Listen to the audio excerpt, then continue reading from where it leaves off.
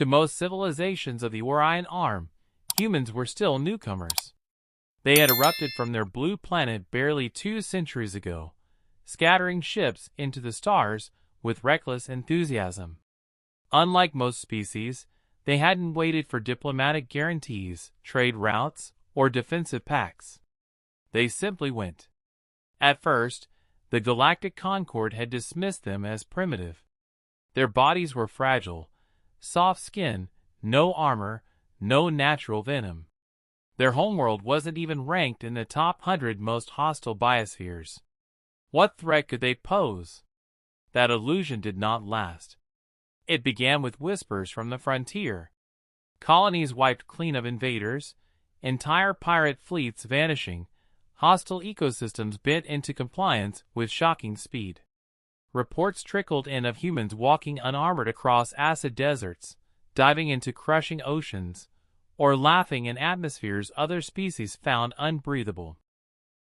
What one Concord race labeled uninhabitable, humans called challenging but manageable.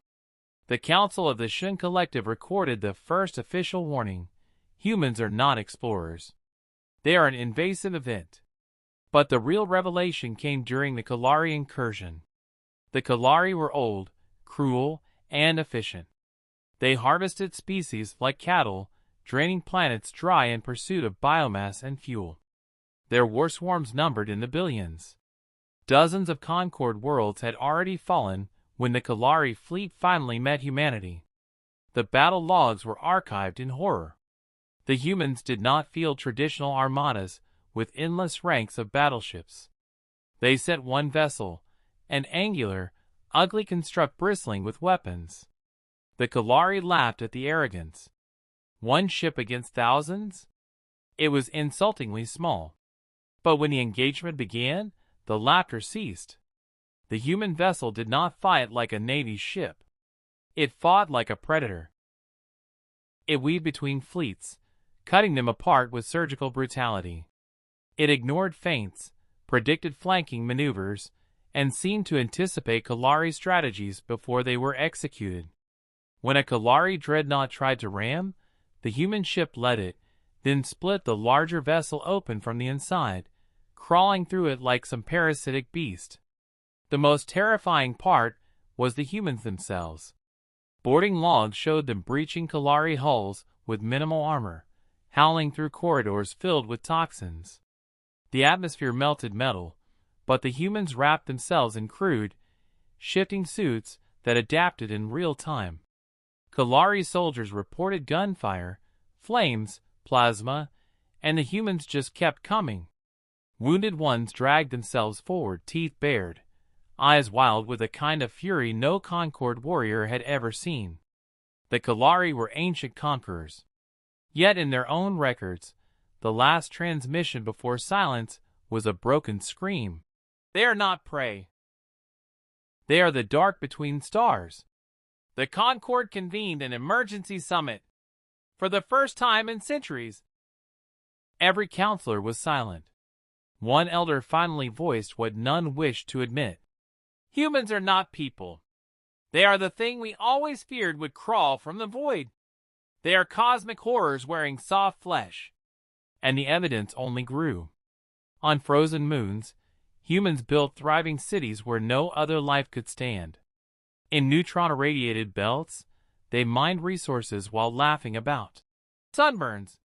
On toxic worlds, they raised crops by rewriting soil and air until the planet bent to their will. Every other species had evolved to fit within narrow ecological bands. Humans had no such leash.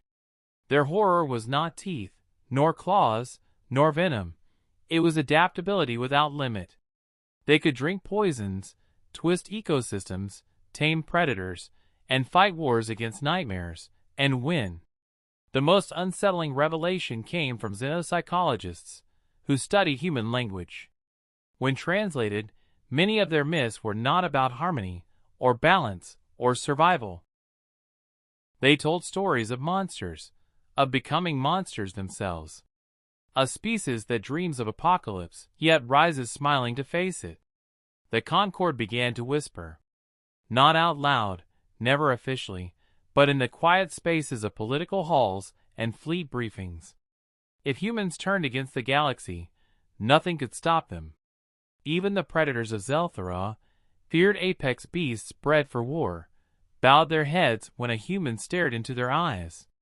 Even the machines of the Kalari hive, built to resist psychological influence, faltered when humans fought with reckless chaos.